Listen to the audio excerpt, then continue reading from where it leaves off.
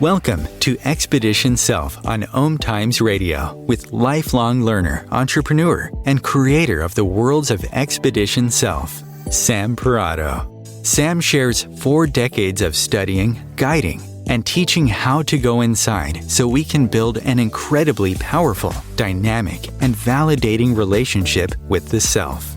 Expedition Self is laced with stellar, unexpected insights about what it means to be human.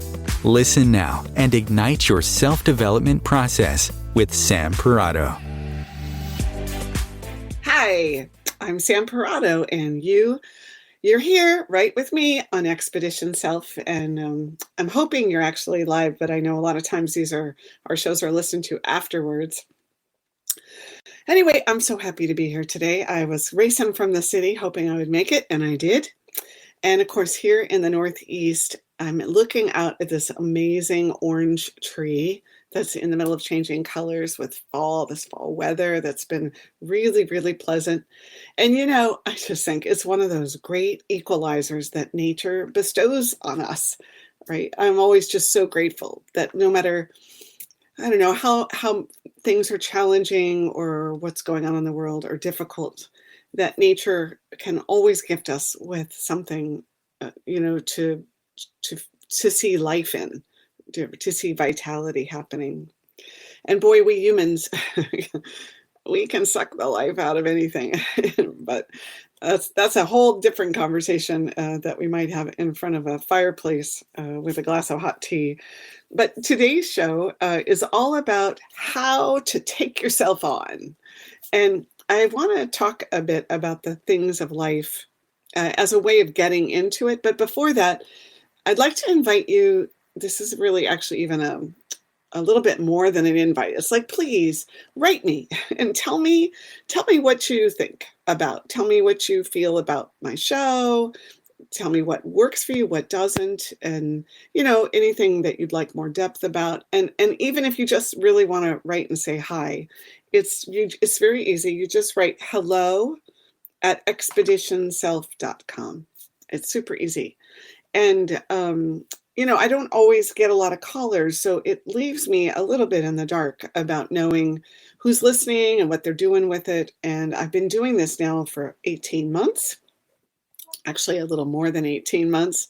And so, I would love to know what's going on for you. And of course, you can always call in also today. So I'll give you this again, my email. It's hello, HELLO, @expeditionself.com. And the number that you can call in is 202-570-7057. Also, a lot of my shows, especially when people don't call in, are really designed to give you practical ways to think about going inside, to think about how to do growth work. And so that's the other thing is, I don't know if you listen through them again, but I think they are chocked very full of practical tips. And almost you could take a show and work it really for a whole week or a whole month and say, I'm going to just work on, in this case today, taking myself on. And each week, like last week, you could work on how do I understand my crusty brain better? So I feel like what I'm hoping to be able to do as we go through this is give you every week a different way to think about how to do your own growth work. Okay. Well, I think it's safe to say that life has a way of drawing our attention to base needs: shelter, food, protection from the harsh elements of weather, and even from other people, medical care, having the ability to move around freely, right, to get from point A to point B, and just in general having your base human needs met that allow you to keep breathing, right? And these things, they actually demand attention, a lot of attention sometimes. Now, some of us, when I think about it, are born into families where much of this is taken care of for us. We don't have to think about it so much. We don't have to worry about it. And then, of course, some of us are born into families where it's leaner and less. There's less there for us. I don't know that we don't still have a relationship that demands attention to our base needs, whatever those are.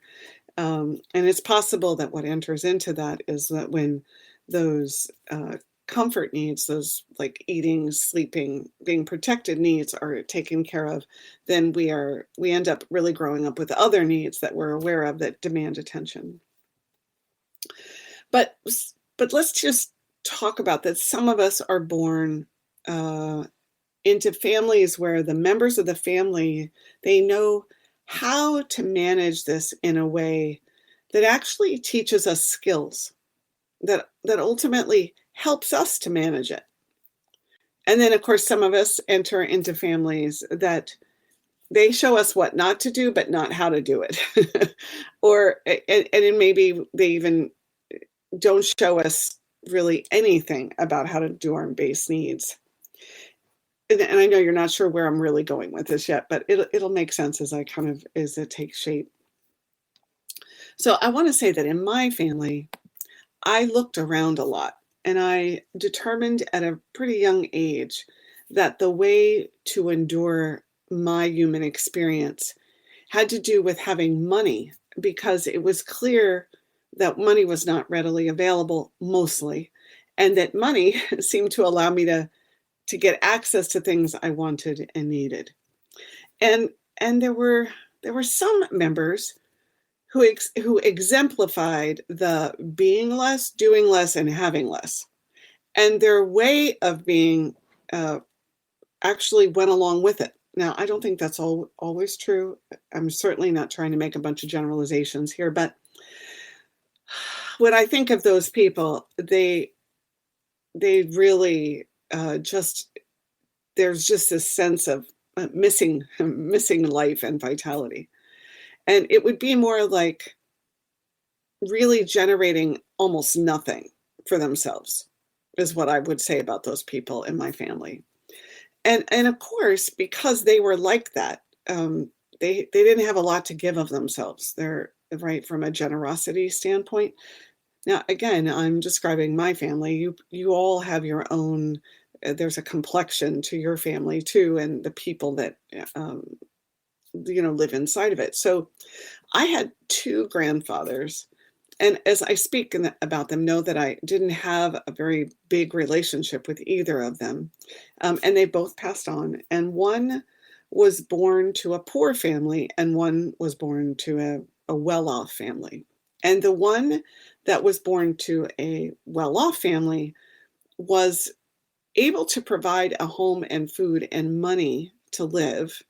And the other one lived his life with a very, very minimal picture of existence, like not enough food for the children, moving every year from one, moldy, cockroach-infested place to another. And it's interesting because when I think about how life demands our attention of survival in that way, they both actually, although some of their survival was taken care of, they didn't necessarily, actually didn't even at all, take themselves on. And so if you're wondering, why am I talking about this today, right, when the conversation is supposed to be about taking yourself on, well, it's this. It's that when we are consumed with meeting our baseline needs, even if it looks like that the baseline needs are taken care of, that it's very easy to not take yourself on and feel very justified in how it goes. Right? So the thing about baseline needs is they're not just these physical needs, they're emotional needs as well. And life itself just asks something of us. It's so very easy to be exhausted at the end of the day, to decide you're doing enough to just put food on the table, or to make this month's bills and to put a little in savings, right? And the cycle actually gets bigger, because if you're able to do a decent job at that, then your lifestyle also probably reflects this, and you can get caught in a cycle, right? A roller coaster, a labyrinth of sorts, with things in your life being recognizable, and you doing everything in your power to keep all those plates spinning, right? And so I'm hoping as you're listening to my words about this, that you're able to think about how much of your life you spend taking care of the living, baseline living, like experiencing living. And I think this is what life is for many, many people, this maintenance, build, eke out a bit of personal pleasure when possible kind of path. And of course have a few loving relationships along the way with a family member or a significant other or workmate, and a friend or two. And maybe, they go on vacations once or twice a year and they have enough to give their favorite person the birthday gift they want to, and to be able to host the family feast at Thanksgiving.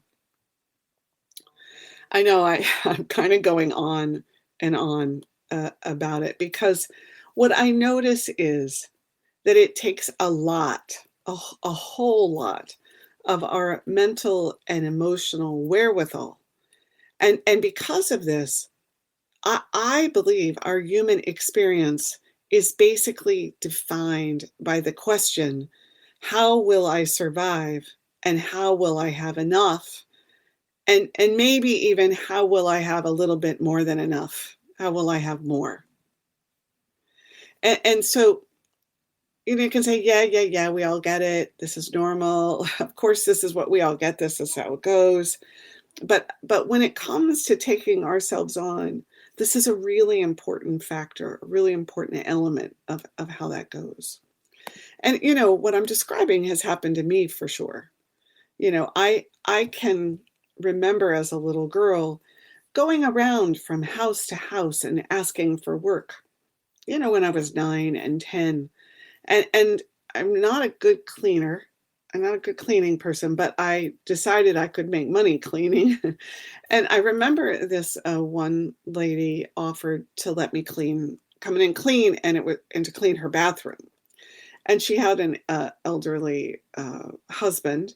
And I just want to tell you, it was so, so, so filthy.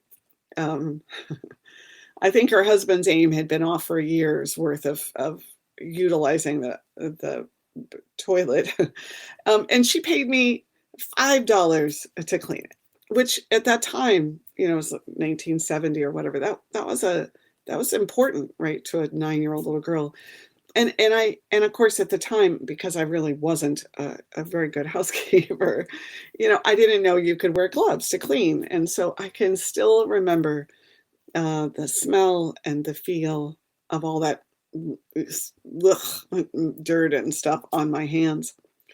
But in my mind, I needed the money, and I was going to do what was needed. And I was certainly grateful that she found something for me to do that she was willing to pay me for.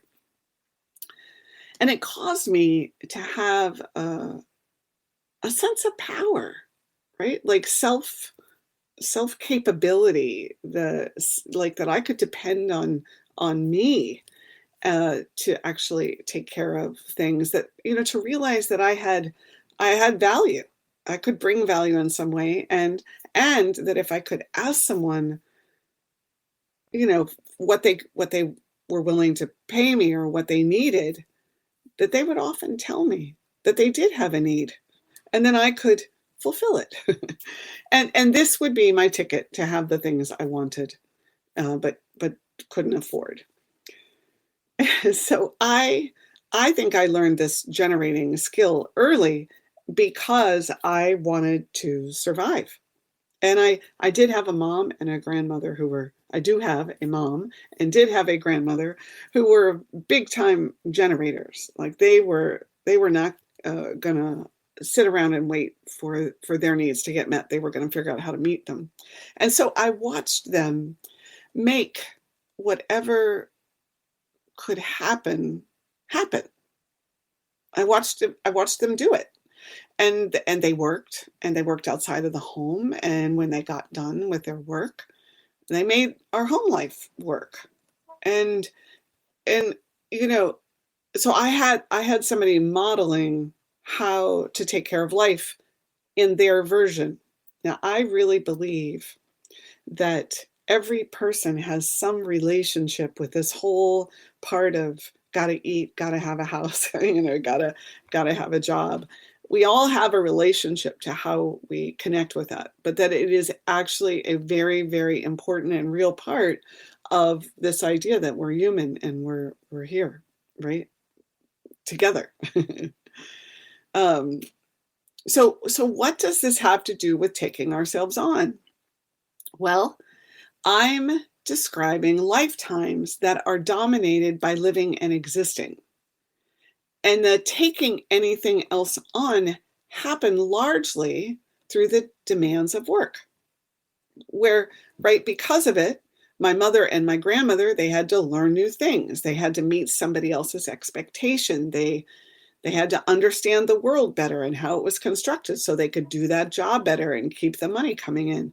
And they stretched, right, to get along, because in their mind, their livelihood was at risk. Right? So again, the taking ourselves on happened because there was something that was depending, right? That our lives were depending on it.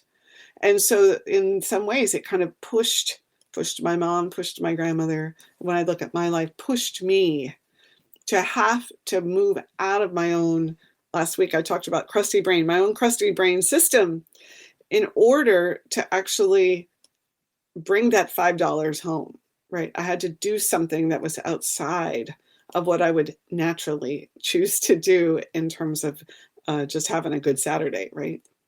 So, all right, when we come back, hopefully then we'll be able to start making the point about how do you actually take yourself on if much of life is spent just living.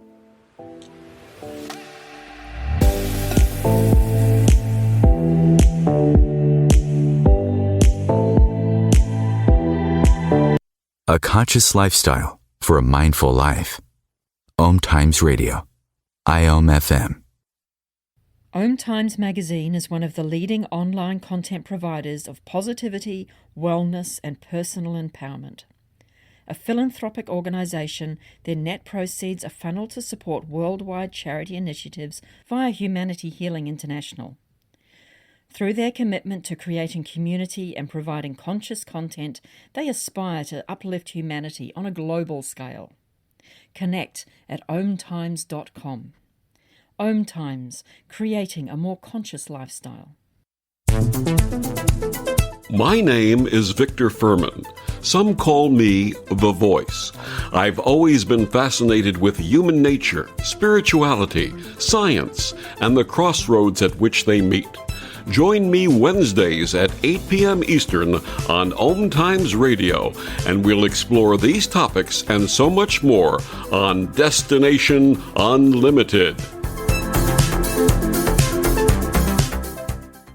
You came across someone struggling with hunger.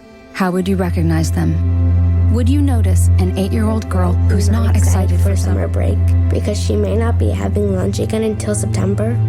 Or a war veteran who's having a hard time landing a job and getting back on his feet? I am the 1 in 8 Americans who struggle with hunger. I am hunger in America. Hunger can be hard to recognize. Learn why at IamHungerInAmerica.org. Brought to you by Feeding America and the Ad Council. All right, we are back. I'm Sam Parrotto. You're listening to Expedition Self. And today we're talking about how to take yourself on. So before break, I was spending a lot of time just building really the picture of how much of our lives is spent trying to just live and trying to just exist. And what I'm hoping as you're listening is that you're putting your story and your life and your day and your kind of like your pattern of life, right? Your activities through this lens of, geez, how much of my life do I spend trying to exist, to take care of what needs to be taken care of? Because what I'm actually saying is that we are going to take ourselves on at some level because we have to produce that life, right? That's there already, right? And we use this need to survive, this desire to thrive and hope for more to goad us into making things happen. But, B-U-T, big but here, but it's not really on its own going to produce a power-driven life because it's a response to have to. And, if you look a little closer, it has a bit of no choice, ladled, dripping through it as well, because you will always be a response to that demand and that necessity. And over time, it becomes lost behind the doing of it all. So as you've heard me talk about many, many times, it starts to look like the life you've chosen or the way life is. I think about how I used to, run retirement communities when I was really young, and I would talk to people, and it would be like the minute people retired, it seemed like all of a sudden their lives didn't work as well, even though they had waited to retire their whole lives. And I think that goes to really what I'm trying to say, because it becomes a pattern, right, of how to exist that is no longer discernible for what it really is, because it just becomes life. So in this moment, I want you to think about all the things you do every day that contribute to eating, protecting, and maintaining your lifestyle. All of them. The making of breakfast, picturing the eggs being flipped over with a spatula, the taking your car to the dealership or the gas station to get the oil changed, or maybe you do it yourself, the reading a book, to gain knowledge for your job. And I want you to think about cataloging all of it. And then in the same moment, I want you to notice what you do when you're not doing all of that, right? So you catalog it, think about all those things you do to take care of your life, right? And then I want you to think about what you do when you're not doing those things. How do you spend your time? Are you watching TV? Do you work in your garden? Are you talking to a sibling or an aunt or your child? Right? So that's all of the must-do stuff. And then some of the like-to-do stuff. I remember watching a movie a long time. Forrest Whitaker was in it. I don't remember what the name of the movie was, but the father said to Forrest Whitaker as a young teenager, he said, "You do what you have to do first, and then you do what you want to do." And I was thinking about today, in this example, I'm saying take everything that you have to do and then look a little bit at the stuff that you want to do. And then what do you do next? What do you do next after it's all the stuff you have to do, and then it's the stuff that you'd like to do with that extra time? What do you then do next with what's left? And while you're there, I want you to think about the moments when something big and traumatic and unexpected crashed through that existence, your existence of all that you take care of that is part of taking care of everyday life, right? Your existence. And then what you do with the extra time that you're not doing that. Then think about the big moments that disrupted the flow of all of that. It could be a health issue, or I don't know, some kind of celebration or a loss or a special vacation or a holiday. Now, this is where I'd like you to land. Think of those three categories I just described for you. Number one, the absolute taking care of base needs. Number two, plus the downtime that is left over and how you use it. And then plus the unexpected life interfering things. And then add all that up, all of it, right? And I'm hoping you're really seeing your life right in front of your eyes. And you're left with what I would describe, or what we might use as, what's left out of all that is take yourself on time and space. That's what's left. And And if you added all that up, you might notice that there's not much time and space left after all that. If I add it all up, for me, I'm left probably with about 5% of my life available to take myself on. 5%, right? So remember, that's the equation we're working with right now, right? Is all the time you spend doing the care of base needs plus the downtime that, the extra time that is left over and how you use it, plus the unexpected, life enhancing and interfering things.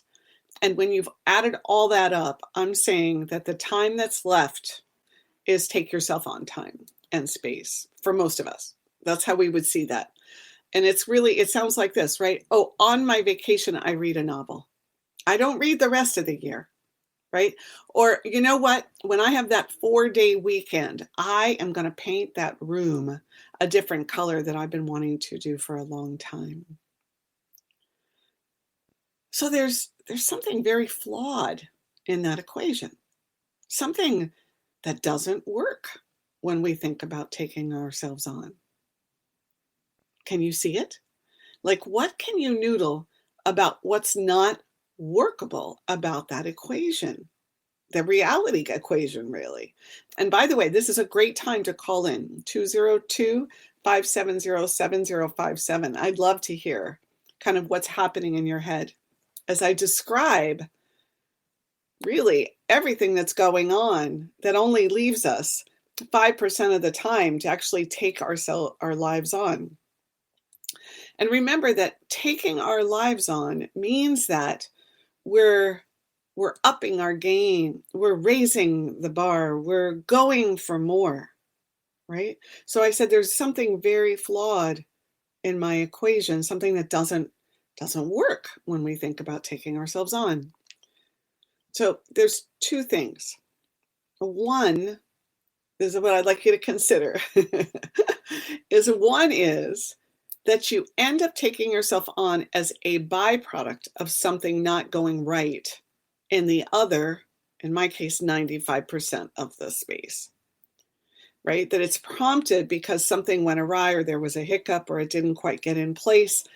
And then it causes you to have to put yourself in more. Maybe all of a sudden, the job expectations change, or you have a child that starts to run into trouble at school and can't seem to get their grades, the way, not their grades, but even just feeling good about going to school, right? And so the issue of that is that then it's like you're doing this taking on your life as a result of something being bad or going in the wrong direction in your life, or being required of you or being demanded. So that no choice metric enters in. And that added piece of you're doing well in the 95% when everything's running smoothly that you get in play, right? And then of course the 5% of taking on your life, it's not really engaged except in those extra moments. Okay, I'm hoping this is like making sense as I share it. So two things that don't work about this is that the taking yourself on only happens in spurts or sprints. And probably it still only happens after you've spent a lot of your energy and time on other things and hours and years of your life. They may have passed you by. Do you think about that? Right? That these spurts are these sprints. By the time we really feel like we are able to take things on, time has actually passed by. There's a reason, I think, that Buddhism is taught as a practice. It's because when you make something a practice, it permeates, it leaks, it ebbs, it flows into every moment, every thought, everything that happens in your day and what you do. Even if the focus of that doing is survival building activities, right? When something is a practice, it touches all the points And it starts to influence and mold and shape you in a new way because of that practice. And you won't really see how that's going to happen until you do the practice, right? And that's how I see taking your life on. It's a practice that you infuse into each and every moment. It's a way of thinking. It's a way of being. It's the idea that instead of waiting for that last 5%, that actually, no, you're going to have it run parallel and concurrent at the same time that you're doing all of those life managing events and the extra, right? And especially those big events. Those big events are going to now bring an additional thought process to it, which is, how do I take myself on in that as well?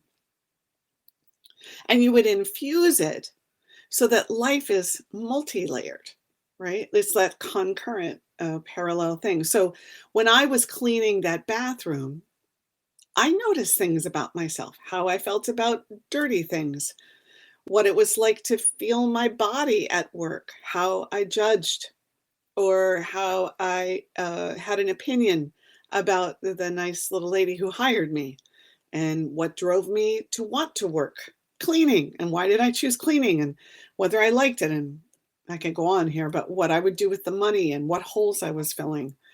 I could look at how I interacted with the woman who hired me. How grateful was I? How much did I recognize what she was providing? How was my sense of self, was it enhanced? How did it blossom and get bolstered? Because she actually paid me for a job that was probably not as well done as I might do now. I still can see the bathroom in my mind's eye, but I cannot see what it looked like when I was done. So who knows? See, taking your life on means that you begin to demand for yourself, to yourself, that all the moments of your occupation, your embodiment of you, provides something more than the result that you seek by default. And I'm saying the result is taking care of life stuff that we do. You begin to demand that more happens. And so this is why I describe a life that isn't taken on as one that runs at a default pace. And it means this: you will grow at a certain pace with no extra intention as you try to survive and live. You will exist and meet your needs at some level, with or without this overarching take yourself on.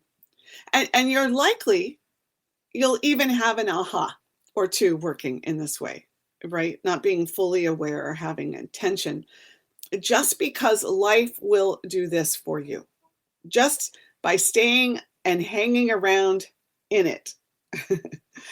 I think it's in Gestalt that they always talk about all roads lead home. And that's really what I'm saying. All roads lead home somewhere. Now, how far you get home to that home is probably what I'm talking about in terms of taking ourselves on. How much you evolve and are able to shift and change and understand yourself in more and more unexpected ways, right? That's the thing. At the default pace, you really get what you get.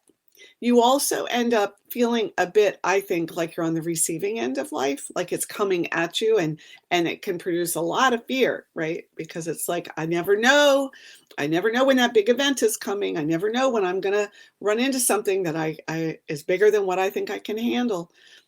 So the default pace, it doesn't necessarily, right, give us this sense of I am the source, I'm driving. And you'll hear me talk about this a lot. I probably sound a bit like a broken record there. So just by staying and hanging around it, you are living out your default pace, and you will have, right, some movement, some growth, right? But this default pace will miss a couple of things that taking your life on could provide. Number one, I kind of just referred to it, the deep and profound sense that you are in fact truly, without a doubt, driving your life and making choices about how it goes.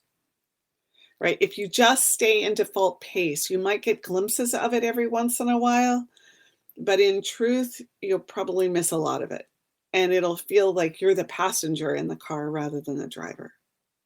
It also will keep you from really understanding how to control the speed and the brakes, right? Because if you're just a passenger, it's hard to get your foot on that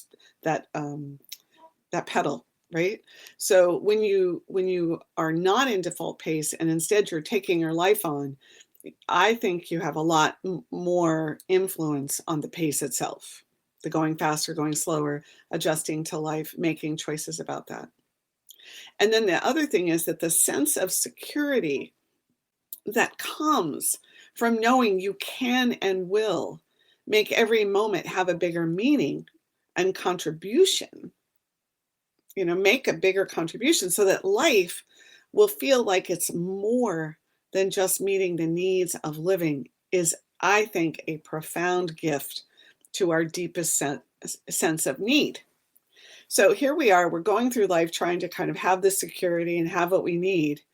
But by doing default pace, we actually lessen the sense of security that we could actually have. And of course, lastly, your progression, your evolution, your development beyond this default pace of being in life, it depends upon you utilizing these many, many, many micro moments to practice. Okay, when we come back from break, we're going to talk about what the first thing you must do if you're going to take your life on.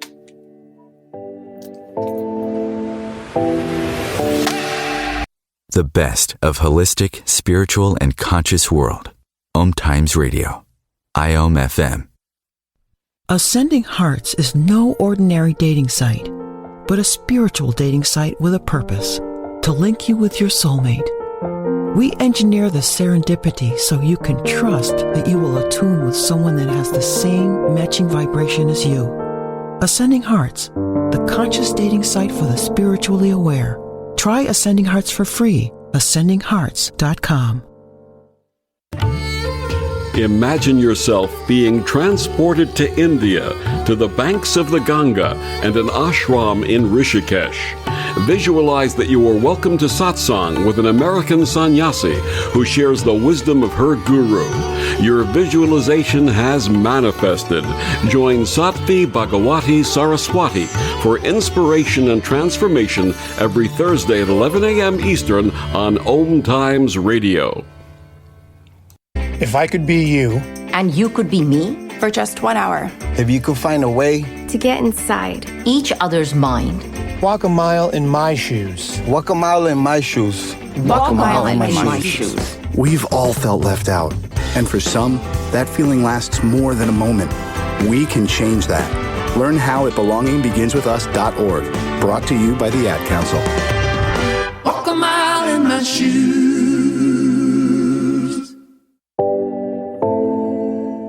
Okay, I'm back.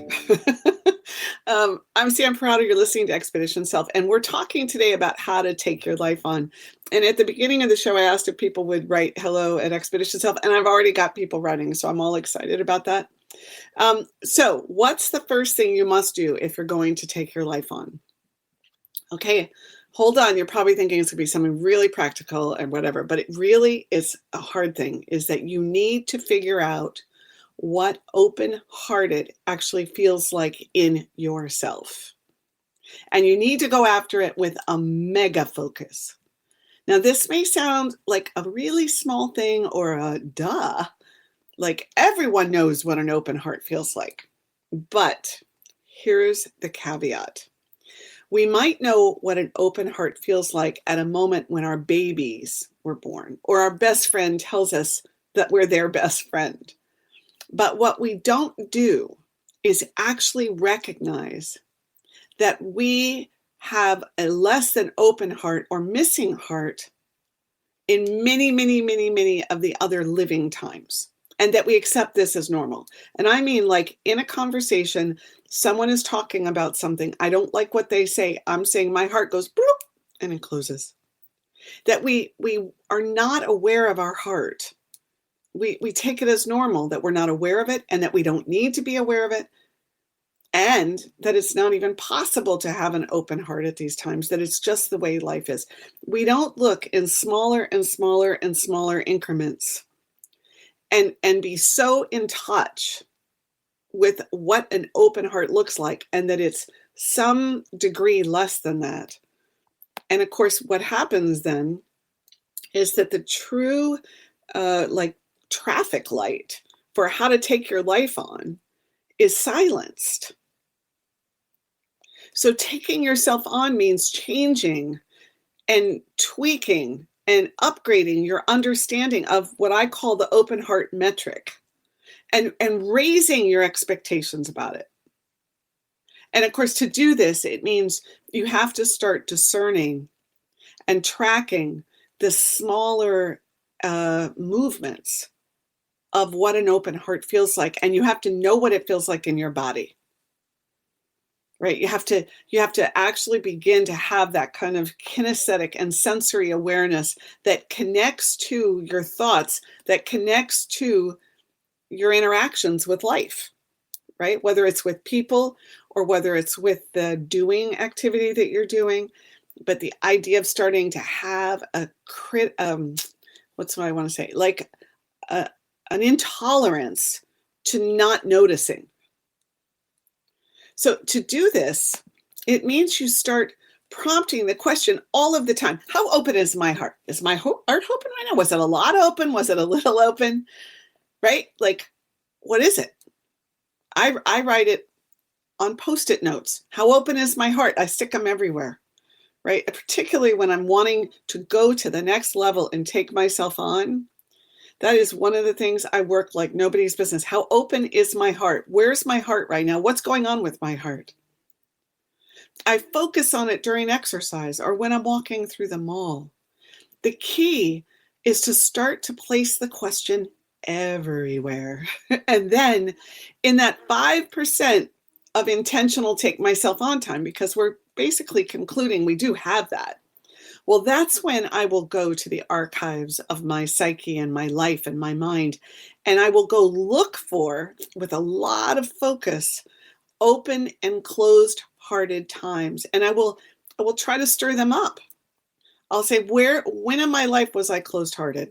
And, you know, I have some really big ones when I decided to walk away from some relationship or circumstance that was going on. And then I have some really obvious big open ones, moments when there's just so much love around that my heart, it was pronounced in an open way, right? And I want to stir them up. I want to look closer. I want to say, well, what was happening in my body and what kinds of thoughts did I have? Because I'm trying to learn about what does it mean to have an open heart. I want to make them bigger, and I want to re-experience them this time in my body, not just in my mind, so that I can notice what it feels like to pay attention to my heart, right? And hearts really are not open or closed, right? That's quite the duality, isn't it? They're really not, right? There's a lot of little buts that go along.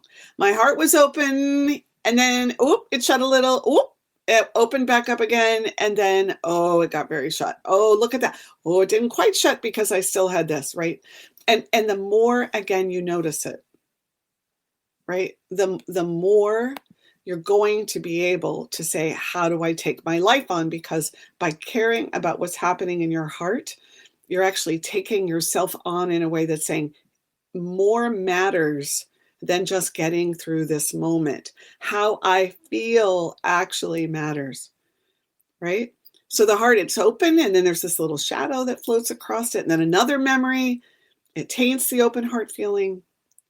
You want to study it, pay attention to it, notice what happens in the rest of your body. And this is the intention work that supports the practice, right? The practice is, how can I pay attention to my open heart or closed heart or my heart in any way? But you want to become masterful with knowing what happens with your heart and how your mind interrelates, intersects, and interacts with it. So you want to know how your body holds and processes and stores and stocks these heart moments. So when you're going to take yourself on, the first thing you're going to take on is how to know your heart better.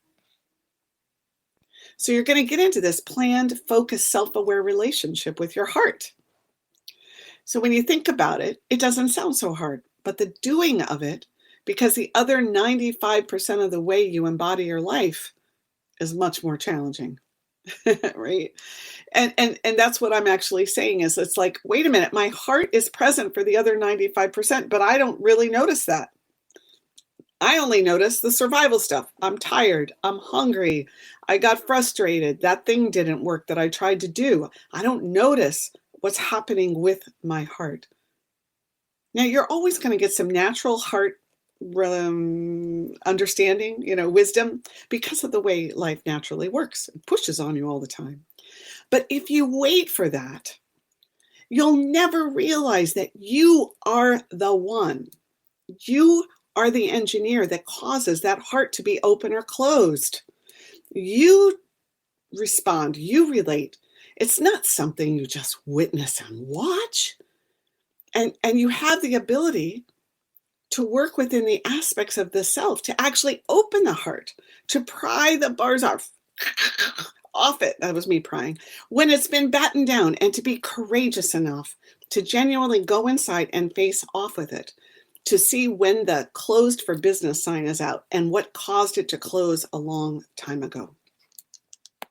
Now, here's the part I just want to say is that when you do that, you're going to go, okay, now what? Now what? What do I do? I saw that my heart was closed, and I'm not changing my mind about that. Well, all I wanted to say is, if you're going to take yourself on, you're taking yourself on from this sentence. I believe that the heart is capable of being open in places that I've closed it. I believe that the heart is capable of being open in places I've closed it. And you want to really start getting honest about how often you close it.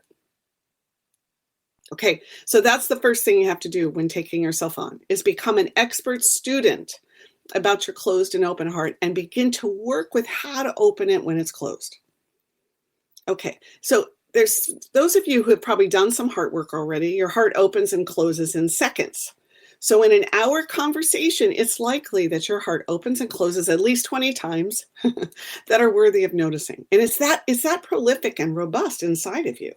So don't accept anything less from your noticing. Don't be like, oh, noticing all there is right once. That's good. All right. The next thing about taking yourself on has to do with taking on the mind. The mind loves to land. It loves to find security. See, we're always looking for security, right? We're trying to talk about how to generate a different kind of security. So it likes to land on anything that feels right to it, that it muddles through and comes to a conclusion. So this is important because it means that you are walking conclusion in your life intellectually.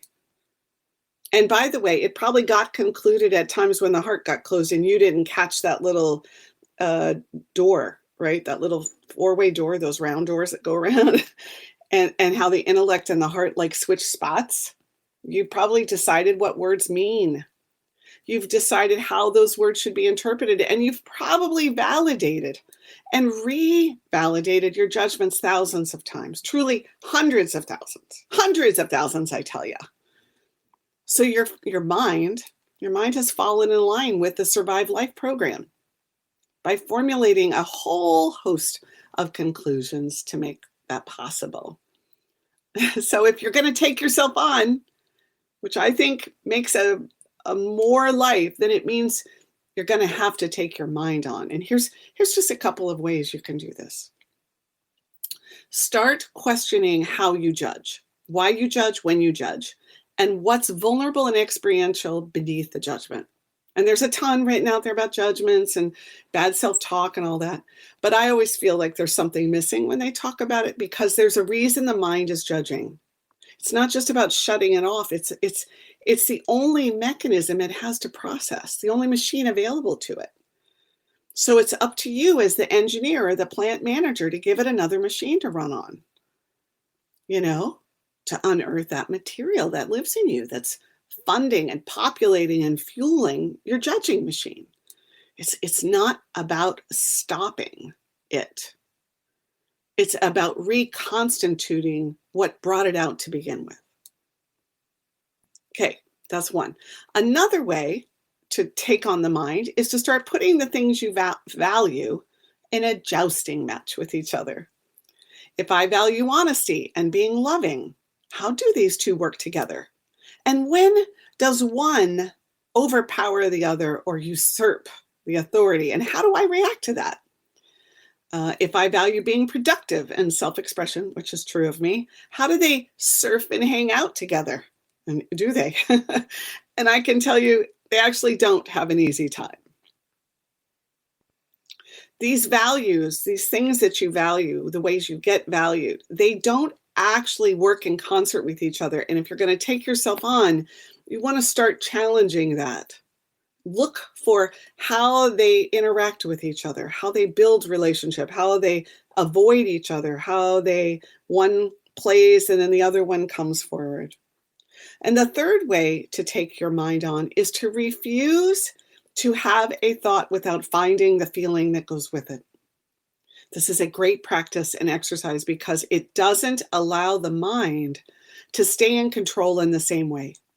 It pushes the mind to have to play nice with other parts of the self, which I think it doesn't always want to do. And it causes the mind to recognize that it doesn't have all of the answers it thought it did, right? That landing, right? So this idea of, now first you got to work on what's a feeling, what words are feelings, how do you connect with them in your body? But the idea that every thought you have has a feeling, boy, that's good practice.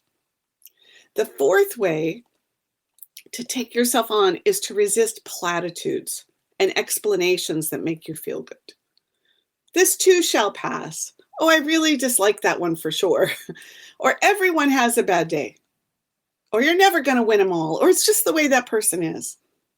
These are platitudes and explanations designed to have you walk away, to gloss over, to get good with something that's likely important to taking yourself on.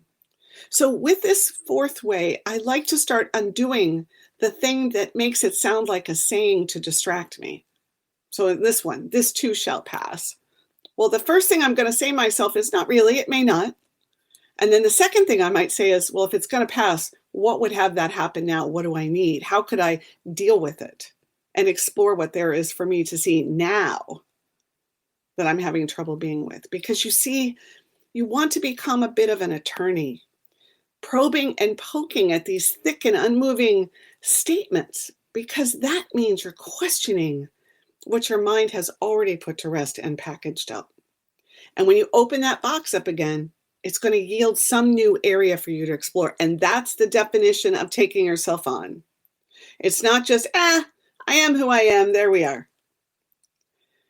All right. And then the fifth one is also something that you will find hiding behind many of the others, which has to do with paying attention as you think about taking yourself on and moving faster than your default pace. Is that you don't want to operate from there's something wrong with you and that's why you're taking yourself on. You can take yourself on through, I want to see why I think there's things that are wrong with me or my life, right? But the taking it on and saying, I want to see it as my life isn't the same as just letting yourself have the motive of doing it because something's wrong. So remember, the basic skill of taking something on is to count it, to see the pattern at play, to catalog the examples. So if you're going to take yourself on about thinking something is wrong with you, you'd start by cataloging how often does that happen and what forms does it take? Because we have lots of ways we think something is wrong with us. And a lot of times they just don't sound the same. They sound like regrets, or they sound like lack of skill, or they sound like defeated or hopeless language. I can't do that. I'd never succeed in that situation. So when you're thinking about taking yourself on, one of the definite pathways, and you could see it as another way, is to take on any place where you feel inadequate or not good enough or lacking in some way. And then the last piece, I'm going to hopefully get this out before we're done with the show today, is this big question of why do you do what you do? I feel like people as they get older just decide the answers to this and look the other way. Like their curiosity and awe and innocent desire to understand, it gets replaced by that 95% of life that's demanding more and more of you. But it can yield such great results if you just ask it every day. Why did I do that? Why do I always have to make my bed before I leave the house? Why do I always tell my story on the heels of someone else telling theirs? And the answers to these why questions aren't as important as capturing the things you would ask about. So I want to thank you for being on the show with me today and for talking about how to take your life on. And I hope some of these ideas help you as you go into the next week and work on your own self-development process. Thank you.